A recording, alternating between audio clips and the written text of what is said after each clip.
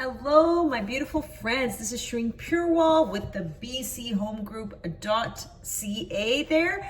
And I wanted to bring you the latest and greatest real estate updates or information for home buyers, home sellers. Today's topic is inspection. I get a lot of questions on inspections and what's the protocol and how does it work? I even get questions from existing agents on what the protocol is for when you do an inspection on a home. So you can do an inspection on two types, you can do an inspection on all types of properties. But generally speaking, since I specialize in residential, you get an inspection done on a condo and you get an inspection done on a home on land.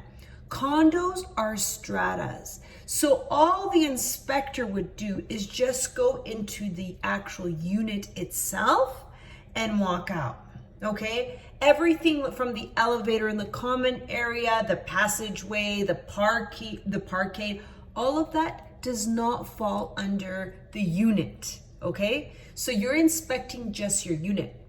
There's other agencies that you can involve, and what they do is they go into all the strata minutes, the strata, which is the entity that manages the common area of the condo, okay?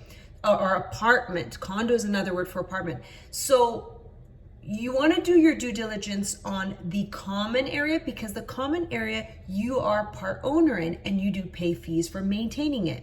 So there's the common area not inspection, but due diligence you can do. And then there's the unit, actual unit itself that you can do due diligence in. And that one we can have an inspector in. But literally on some units, like the inspector is going to come and tell you this plug doesn't work.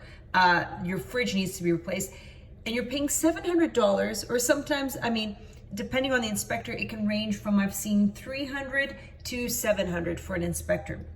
So it's up to you to see if for the condo you actually need one, because the main important information would be in knowing what's going on in the common area and getting due diligence, doing your due diligence in that area, okay? So let's be clear on that.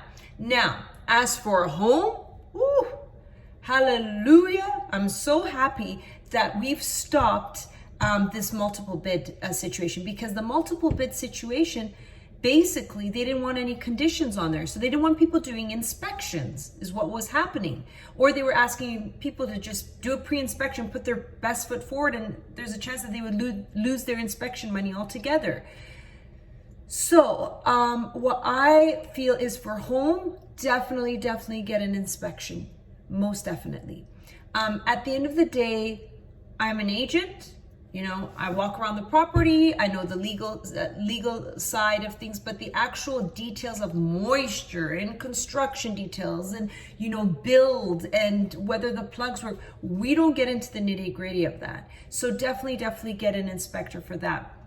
Do I know a few inspectors? Yes. And you can tell from the reports, the really good inspectors, and you go through a range of inspectors, and you know the ones that are good, and pick up stuff that you're like, oh my, we didn't even see that coming.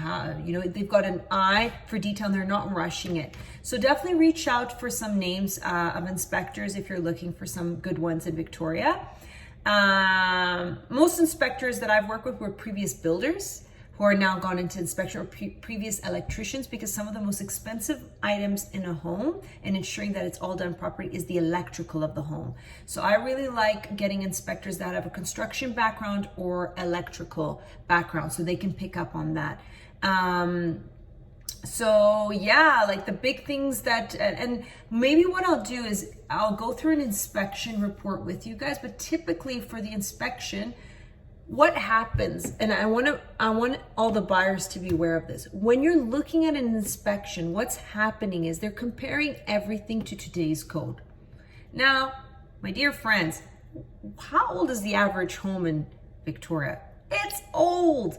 There's 1940s home, 1950s home. So when that inspector goes in, be prepared for it to flag everything in the home as needing to be replaced. Why? Because they have to compare it to today's code, and today's code, even my home that was built 5 years ago will flag items because the code's continuously changing.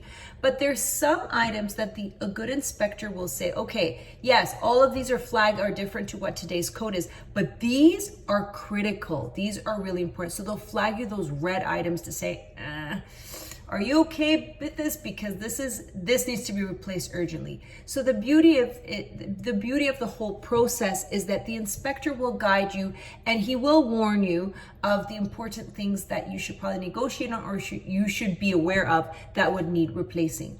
So that's an important point as well. I'm trying to think of what else that typically I want to make sure that I'm raising with my buyers with regards to inspection.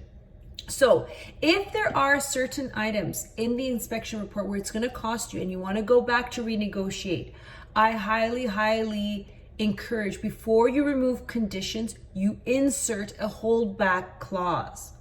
So the holdback clause, if they're fixing it, okay? So depending on who's going to decide to fix that issue that was raised in the inspection report, you need a holdback clause. The clause will state that we will hold, let's say $5,000 or $10,000 at closing. Means we'll release all your money to you, but we'll hold back $10,000 and ensure that this was completed. Once we ensure that this was completed or you actually fix this properly, we will release the money back to you. So some sellers are comfortable doing the holdback clause. Some, obviously, they prefer not that you hold back any of their money, you give them all their money at once.